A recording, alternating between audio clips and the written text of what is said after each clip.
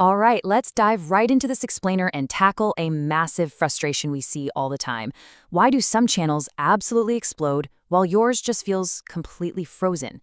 If you've ever wondered why your hard work seems to just sit there collecting dust while others rack up millions of views, you are in exactly the right place. Look, it's a painful reality for a lot of creators. You put in the work, but nothing happens. But as we dig into the data, it's pretty clear that the answer isn't just dumb luck or some secret viral trick. Unfreezing your channel actually requires a highly specific, strategic shift in how you look at every single upload. To get you unstuck, we've got a clear roadmap today. We'll cover 1. The growth mindset. 2. Defining your audience. 3. Mastering the click and hook. 4. Unfreezing with analytics. And 5. Building lasting success habits. Let's get to it. Section 1. The growth mindset. Okay, the very first myth we have to smash right now is this idea of an overnight magic button. It just doesn't exist.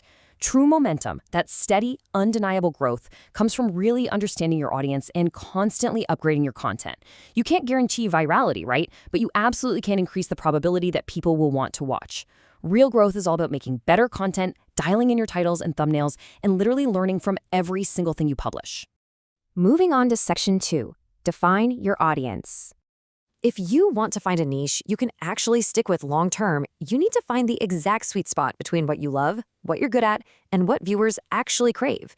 You shouldn't just pick a niche because it pays well. Like, if you hate finance, making accounting content is going to freeze your channel faster than a blizzard. Seriously, if you love gaming, don't just make a generic channel called gaming. Get specific. Ask yourself these 3 questions and find the overlap. Maybe that means doing funny gaming challenges or testing bizarre indie games. The clearer your focus, the easier it is for viewers to know exactly why they should subscribe. Because here's the secret: hyper-specificity. Stop creating for quote-unquote everyone. Whether you make those gaming challenges or animated story times, visualizing one single specific viewer profile makes creating magnetic content so much easier. Seriously, picture one specific person. What makes them laugh? What problems do they have? What other stuff are they watching? When you intimately understand that one single viewer, making content for them feels completely natural. And honestly, that's exactly how you start building a fiercely loyal community. All right, Section 3. Master the click and hook. Check out the difference between a generic title and one that literally forces a viewer to demand answers.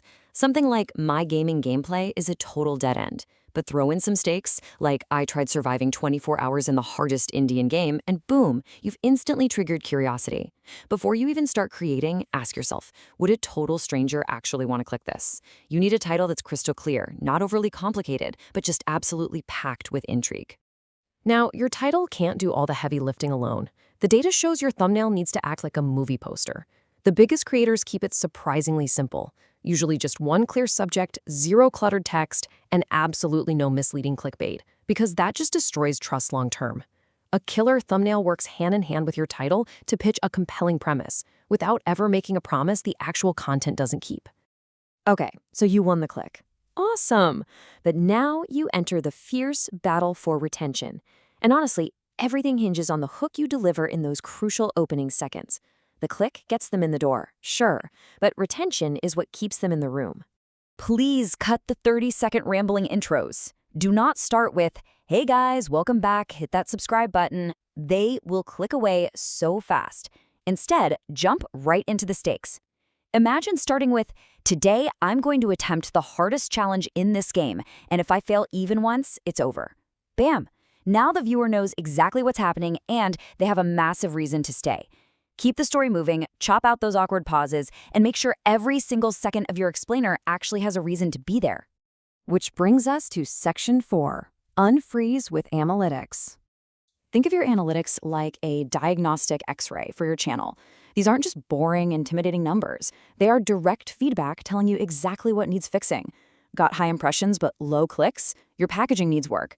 Getting high clicks but a massive drop-off right at the start?